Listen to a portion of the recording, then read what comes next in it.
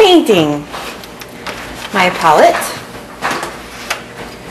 one brush, paper towel, spray bottle with not fresh water, large brush, 300 pound. This is cold press watercolor paper, and blue tape taped around the edges so that there's some sort of border. Makes the piece stand out better. This time I'm going to do a painting of colors. I have my bucket of water here. And then after I paint the back area, I'm going to then try to find something in it to pull out. Probably flowers. I like to do the flowers that way. Spontaneous. Spraying my palette so that my paints remain wet. Spraying my paper. Not everywhere because I want the dry spots. The white is your most important in most watercolor paintings. Where you have the white is where the light hits. And this is probably going to be a bunch of brightly colored flowers.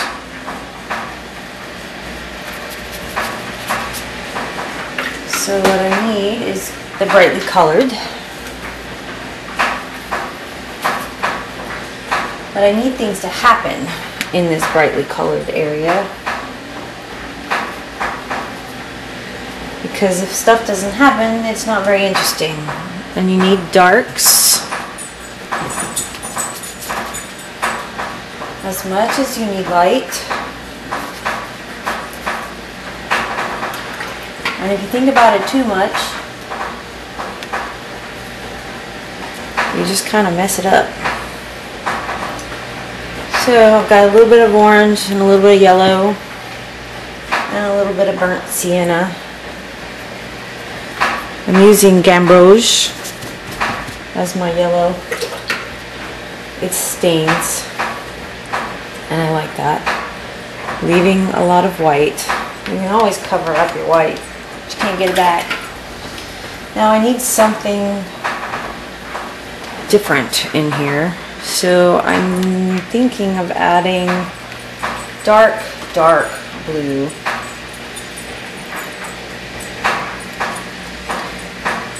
It goes around your white areas, which can be helpful. And these are just magnificent. Oh, more blue. This is different. I used indigo, now cobalt. And instead of adding green, I'm actually going to add yellow into my blue. It will make a green for me. And it won't be a boxed green, if you know what I mean.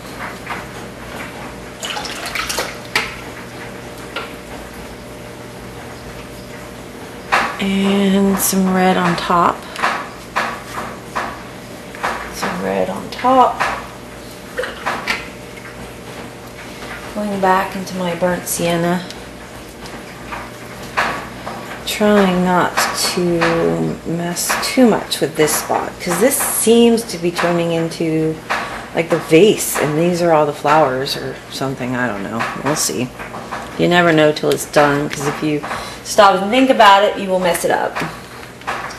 You'll put too much brain work in it, and it won't be neat. Watch it drip. If I load it up enough right there, that water will drip down, cause that. I'm going to load it up with not just color, but plain water. Oh, it went a different way. Come on. Go, go, go. Okay, so some plain water sprayed. Just kind of lightens things up just a little bit. I gotta move that paper towel. I'm starting to get lots of pools of color over here, which is good. Now it will give, because I have my paper at an angle, it will give it some sort of flow and movement, and it will all flow in the same direction. I could shorten the angle, get a little bit less flow, but it's still an angle on there. I really like these chunks of paint. Uses a lot of the actual expensive paint, but in the end it really looks cool, and I love the way that's going on right there. The only way to make stuff happen is to forget what you've ever learned about watercolor, that, oh, you can't go back into it, you'll make a bloom. Well, guess what? Sometimes that is the only thing that's interesting about a painting, is the blooms. So go back into it. Go back in with darks, go back in with lights. Ooh, I like this color, this is good. This is dark red. I think we need it in here somewhere.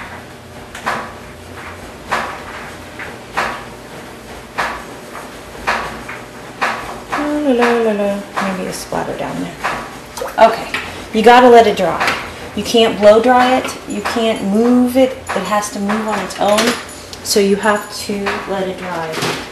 Major part in watercolor painting is the patience of the drying process. Now you can sit it, you can baby it all you want, but I let it dry. See how this is separated right in here? If you blow dry that, that will mix together and you won't get a separation in those pigments. They separate because it's chemistry. It's the way the pigments are in this case in the water. If you mess with it, you won't get it. Some of these will granulate out. Some of them, I mean, they'll just hold on to stuff. Some of them diffuse right together and you get a single color. You can learn about each of the different colors in detail if you want. You have to talk to somebody else though, because I just let the accidents happen. I have learned a couple of things just by playing with it constantly. But yeah, it's just not something I've memorized. These are high-end paints. This is some expensive stuff. But the pigment is real powerful in it. And I think that I can always dull it down, but you can't ever make it any brighter. So I say you just go for it. Get the good stuff and play with it. And hope you don't break the bank being creative.